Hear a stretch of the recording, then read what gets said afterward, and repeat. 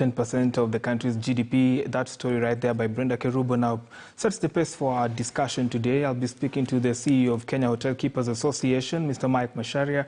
He now joins us live from our studio here in Mombasa Road. Sir, good to have you on the show. Yeah, thank you. Thank you for having me, Ryan. Let's first start by taking stock of how the hotels have, coped up with the regulations that are provided by the Ministry of Health and by extension also the Ministry of Tourism. What has the experience been like? Thanks a lot. You remember we started developing these protocols last year, and we launched them beginning of June last year. And we went ahead as the industry to invest a lot of money in new facilities, new wash basins, sanitizers, new operations of guest bedrooms where you had to empty. I mean, once a guest left, you had to keep the room free for 24 hours so that you can sanitize and fumigate and everything. So we did invest a lot of money in protocols. We also did invest a lot of money in the staff, whereby we paid for the testing of staff regularly as we came back to normal. Now, what has changed between then and now is a vaccine rollout. And this is why you found that a few months ago, we were fighting to be categorized as essential services workers so that we can be able to roll out the vaccine in our places. Fortunately, we got a number of vaccine from the Ministry of Health, and we've now managed to vaccinate a good number of hotel employees, a good number of tour operators, a good number of tour guides, and a good number of drivers.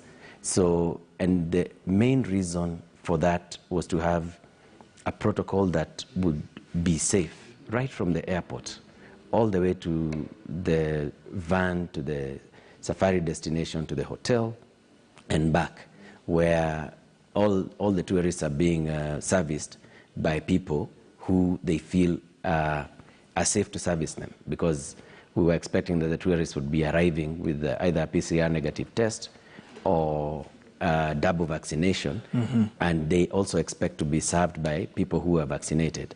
So that's where we are. We've really invested a lot, and we're just beginning to see a bit of activity coming back, particularly at the coast and Naivasha, a little bit of activity in Nairobi and the Machakos area.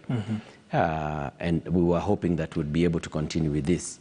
That's why we got together again with the Ministry of Tourism through CS Balala and revised that document. It took us exactly 24 hours to propose revisions into that document, and they were accepted, and it is what was launched a few days ago. Great, quite some ground covered right there. So let's also look at the flip side. What are some of the challenges that the industry players have faced, while they want to comply with these regulations? Compliance for us, Ryan, is not a very difficult issue. Okay. Because what we did, again, we got together with the Kenya Healthcare Federation, and we ran a number of training programs within the industry. We got together again with KEPSA and did another round of training programs. So, and generally in terms of hygiene, because our business dictates that we must have very high levels of hygiene. Sure. It is not very difficult for us to comply. The challenges are actually macro. They are not from within. The challenges are external. And the external challenges are mainly to do with the unpredictability of government announcements, unpredictability of the lockdowns, the unfairness of the application of the lockdowns, and the unfairness of certain European destinations like the United Kingdom imposing travel restrictions into Kenya when their people want to travel. And you find that they've, for example, today morning, we got a new amber list. Kenya is still on the red list. So obviously, if you're traveling from Kenya to the UK, you would be required to quarantine in a hotel that was costing £1,750, but now it's going to cost you £2,200 and 2 weeks of your time in a hotel in the UK. The irony is that you have countries such as Iraq, Chad,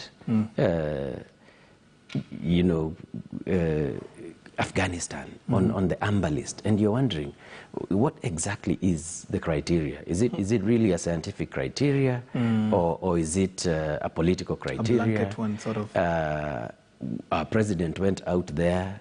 We were hoping that he would come back with some good news, and they went and insulted our intelligence by giving him a toy car instead of addressing the issues, the real trade issues that we want addressed. So our challenges are mainly macro. You saw that I think it was on May 1, just before Easter, we were ready with our businesses to go full blast. Then the 5 counties were locked down. They were reopened on June 1. Again, last Friday, the CS Health made a raft of announcements, and these announcements were restricting meetings generally. Now, it is not clear what sort of meetings we are talking about here, because it says public meetings and public gatherings. Wow. Then it says churches can meet. So are churches public gatherings? And then it says political gatherings are prohibited. From the time of that announcement, we have counted 7 political engagements between Friday and today. And nobody is stopping those.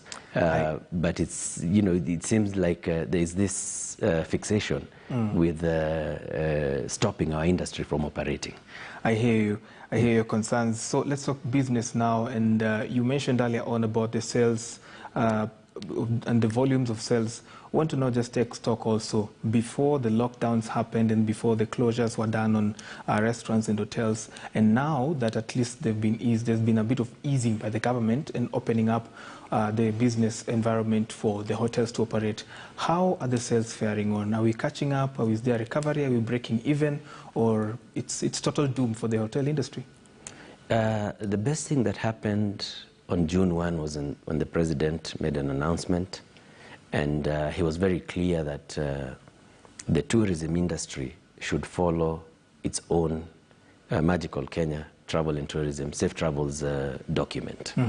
And with that, then, we were able to go out marketing. We got together with the tourism board. You've seen a lot of messages coming out of the tourism board. We did joint promotions together with the board, and we started seeing people actually taking up holidays, taking up meetings. The government itself is the biggest supporter at the moment of our industry, because they're holding all their meetings within our premises. Wow. And this is part of what the president gave last year as a stimulus package when he withdrew you remember the Modaura circular that was prohibiting government agencies from holding meetings in hotels.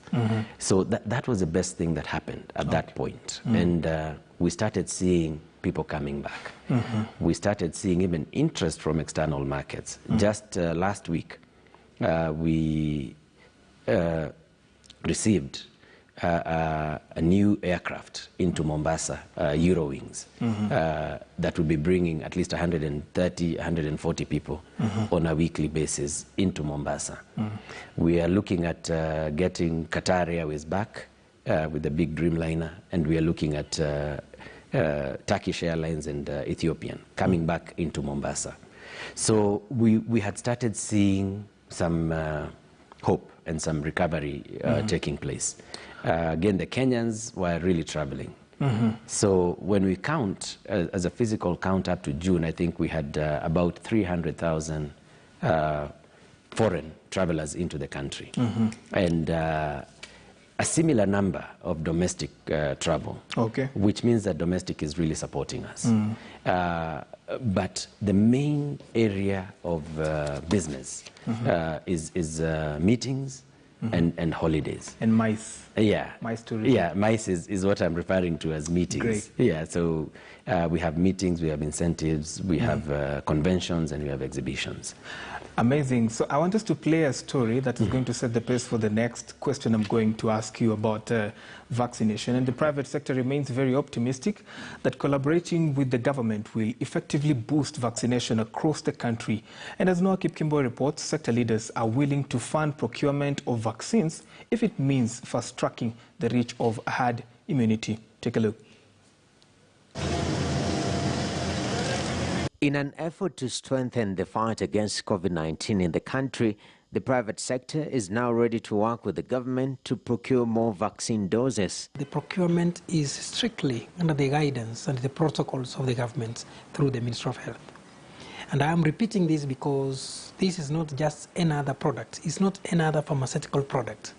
These are unique products that impact on the lives of the Kenyans directly, if mishandled and if the process and the protocols are not followed. Procurement by the government is due to accountability. Just imagine if we had a vaccine that is not approved in the country and has not been handled the way it's supposed to be handled, and it comes and it's injected into 10,000 or even one Kenyan, and they lose their life.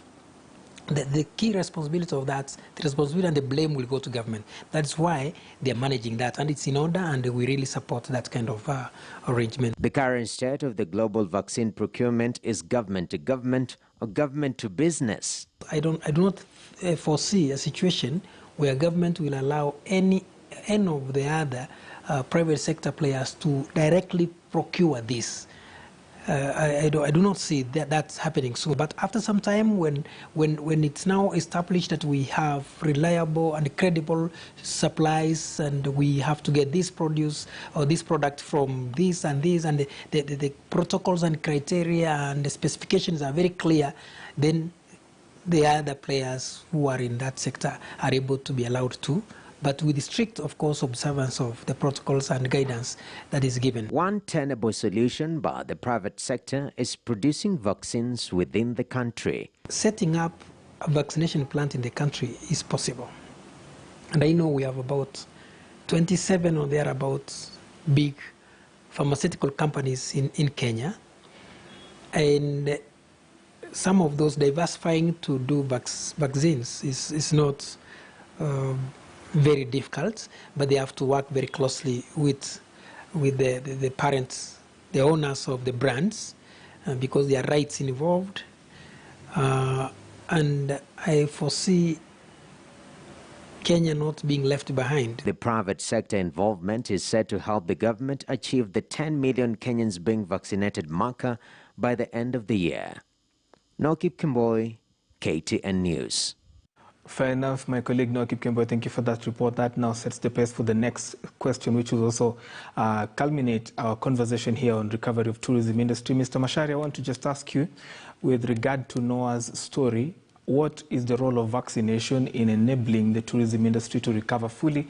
And do you see a situation whereby you're going to have, a boost in the domestic travel?